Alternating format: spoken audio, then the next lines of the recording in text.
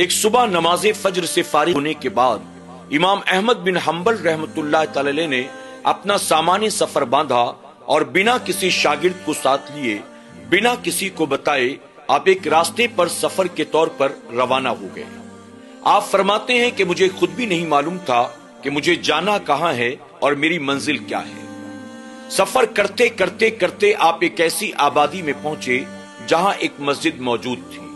امام احمد بن حنبل رحمۃ اللہ تعالی فرماتے ہیں، میں اس مسجد میں نماز مغرب ادا کرنے کے لیے گیا۔ میں نے بجماعت نماز مغرب ادا کی۔ نماز سے فارغ ہونے کے بعد دوبارہ میں سفر پر روانہ ہونا چاہتا تھا کہ اچانک میرے ذہن میں خیال آیا کہ یہ سردیوں کی رات ہے، میری منزل پتہ نہیں کتنی دور ہو، آخر ایسے میں رات کہاں گزاروں گا۔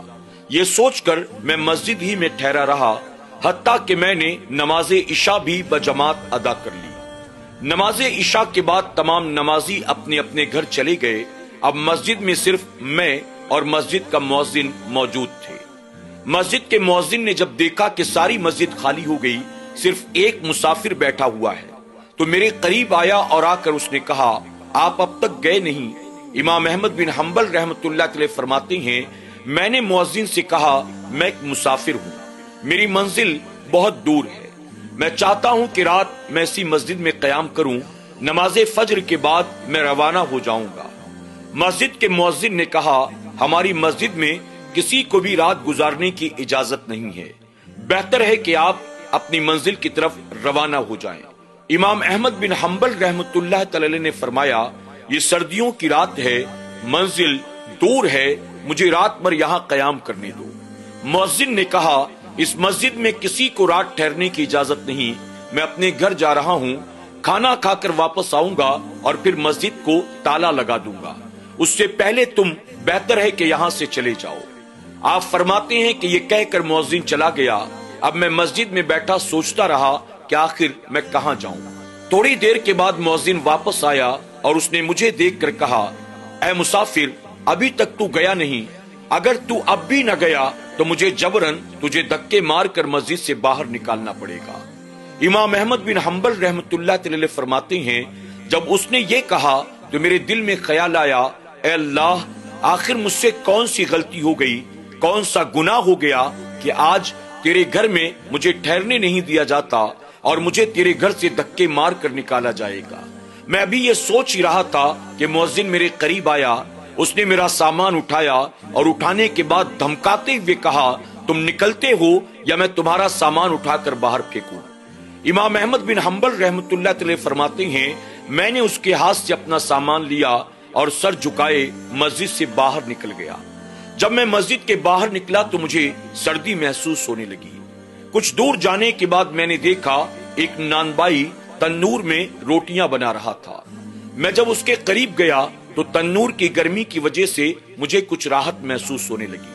میں نے اس نانبائی سے کہا، اگر آپ کی اجازت ہو تو کچھ دیر کے لیے میں اس تنور کے قریب بیٹھ جاؤں۔ نانبائی نے کہا، اگر میرے کام میں تمہاری موجودگی کی وجہ سے کوئی خلل پیدا نہیں ہوتا تو مجھے اس بات سے کوئی تعلق نہیں کہ تم یہاں بیٹھو یا وہاں بیٹھو۔ آپ فرماتے ہیں کہ میں تنور کے قریب بیٹھ گیا اور اس نانبائی کو روٹیاں بناتا دیکھتا رہا اور تندور کی گرمی سے میں راحت محسوس کرتا رہا۔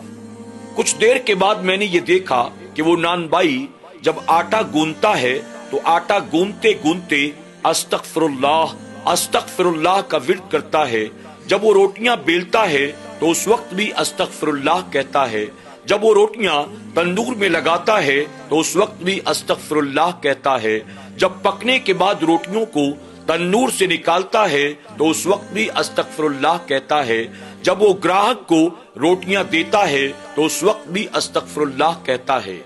آپ فرماتے ہیں کہ میں نے جب اس کی زبان پر استغفار کی تسبیح دیکھی، مجھ سے نہیں رہا گیا، میں اس کے قریب گیا اور میں نے کہا، اگر اجازت ہو تو میں آپ سے ایک سوال پوچھنا چاہتا ہوں۔ نانبائی نے کہا، بتاؤ کیا سوال ہے؟ آپ فرماتے ہیں، میں نے اس نانبائی سے کہا، مجھے یہ بتاؤ، آپ جب آٹا گوندھ رہے تھے، روٹیاں بیل رہے تھے، جب اسے تندور میں لگاتے ہو، جب اسے پکنے کے بعد نکالتے ہو اور جب گراہک کو دیتے ہو، اپنی زبان پر ہر وقت استغفار کا ورد جاری رکھتے ہو، مجھے یہ بتاؤ آخر اس استغفار کی فضیلت کیا ہے، اس کی برکتیں کیا ہیں؟ امام احمد بن حنبل رحمۃ اللہ علیہ فرماتے ہیں، میرے سوال کو سننے کے بعد وہ نان بھائی کہنے لگا، اگر آپ واقعی جاننا چاہتے ہیں کہ درود و سلام کی برکتیں کیا ہیں تو سنیں۔ دراصل چند مہینوں پہلے کی بات ہے، میں اس بٹیار خانے میں نان بائی کی نوکری کیا کرتا تھا۔ میری تنخواہ اتنی مختصر تھی کہ بمشکل تمام اپنے گھر والوں کے ساتھ میں گزارا کر پاتا تھا۔ میرے گھر میں میرے والدین کے علاوہ میرے بیوی بچے اور میرے بھائی بہن بھی موجود تھے۔ اپنے تمام بھائیوں بہنوں میں میں سب سے بڑا تھا، اس لیے پورے گھر بھر کی ذمہ داری میرے کاندھوں پر تھی۔ میری تنخواہ اتنی نہیں تھی کہ ہم 3 وقت اطمینان و سکون کی روٹی کھا سکتے۔ میں اسی بات کو لے کر ہمیشہ پریشان رہتا تھا، نہ میرے پاس اپنے والدین کی دواؤں کے لیے پیسے تھے، نہ اپنے بچوں کو پڑھانے لکھانے کے لیے میرے پاس کوئی انتظام تھا، اور نہ ہی اپنے بھائی بہنوں کی شادی بیاہ کرانے کا میرے پاس کوئی انتظام تھا۔ اسی سوچ اور فکر میں میں ہر وقت ڈوبا رہتا تھا۔ ایک دن جب نماز فجر ادا کرنے کے بعد میں مسجد میں بیٹھا اللہ کی بارگاہ میں اپنی پریشانیوں کو یاد کر کے رو رہا تھا، کسی اللہ والے سے میری ملاقات ہوئی اور اس اللہ والے نے مجھ سے کہا، میں تمہیں ایک ایسا وظیفہ سکھا دیتا ہوں کہ جس کی برکت سے اللہ تمہاری ہر پریشانی کو دور فرما دے گا، اللہ تمہارے رزق میں برکت عطا کرے گا، اور اگر تم نے پابندی کے ساتھ اس وظیفے کو اپنایا تو پھر اللہ تمہیں کسی کا محتاج نہیں بنائے گا۔ پھر وہ نان بھائی کہنے لگا، اس اللہ والے نے مجھے استغفار کا ورد سکھا دیا۔ اب میں نے صبح شام استغفار کا ورد کرنا شروع کیا۔ نتیجہ یہ ہوا کہ چند دنوں کے بعد جس بٹیار خانے میں نان بائی کی نوکری کیا کرتا تھا، اللہ نے مجھے اس بٹیار خانے کا مالک بنا دیا۔ اب میں نے صبح شام استغفار کے ورد کو اپنا اوڑھنا بچھونا بنا لیا ہے۔ میں چلتے پھرتے اٹھتے بیٹھتے ہر وقت استغفار کا ورد کرتا ہوں، اور میں نے یہ دیکھا ہے اس وظیفے کو اپنانے کی بنیاد میرے رب نے میری تمام تر تمناؤں کو پورا کر دیا۔ اللہ نے ہر مشکلات کو دور کر دیا، اللہ نے میرے رزق میں خوب برکتیں عطا کی۔ صرف ایک دعا ہے جو اللہ نے اب تک قبول نہیں فرمایا، علاوہ اس کے رب نے میری ہر آرزو کو پورا کیا ہے، ہر تمنا کو پورا فرمایا ہے، اور مجھے اپنے رب کی ذات پر یقین ہے کہ میرا رب مجھے موت دینے سے پہلے میری وہ دعا بھی ضرور قبول فرمائے گا۔ امام احمد بن حنبل رحمۃ اللہ علیہ فرماتے ہیں، آخر وہ کون سی دعا ہے جسے رب نے اب تک قبول نہیں فرمایا؟ وہ نان بائی کہنے لگا، میں نے ایک بزرگ کا بڑا نام سن رکھا ہے جنہیں لوگ امام احمد بن حنبل کہتے ہیں۔ میری یہ تمنا ہے کہ میں بھی ان سے ملاقات کروں، میں ان کی خدمت میں حاضری دوں، لیکن اپنی مصروفیت کی وجہ سے میں وقت نکال نہیں پاتا، اس لیے میں ان کے پاس جا کر اب تک ان کی زیارت نہیں کر سکا۔ یہی میری ایک تمنا ہے جو اب تک پوری نہیں ہوئی۔ اللہ اکبر۔ امام احمد بن حنبل رحمۃ اللہ علیہ فرماتے ہیں، جیسے ہی میں نے یہ سنا، میں نے آگے بڑھ کر اس نان بائی کی پیشانی کو بوسہ دیا اور میں نے کہا، تجھے بہت بہت مبارک ہو، اللہ نے تیری دعا کو قبول فرما لیا۔ وہ نان بائی کہنے لگا، بھلا وہ کیسے؟ آپ فرماتے ہیں، جس امام احمد بن حنبل سے تو ملنے کی تمنا رکھتا ہے، آج اللہ نے خود اسے تیرے پاس بھیج دیا ہے، میں ہی امام احمد بن حنبل ہوں۔ اللہ اکبر۔ یہ سنتے ہی اس نوجوان کی آنکھوں سے آنسو جاری ہو گئے۔ آپ فرماتے ہیں، وہی سوچ کر میں اب تک پریشان تھا۔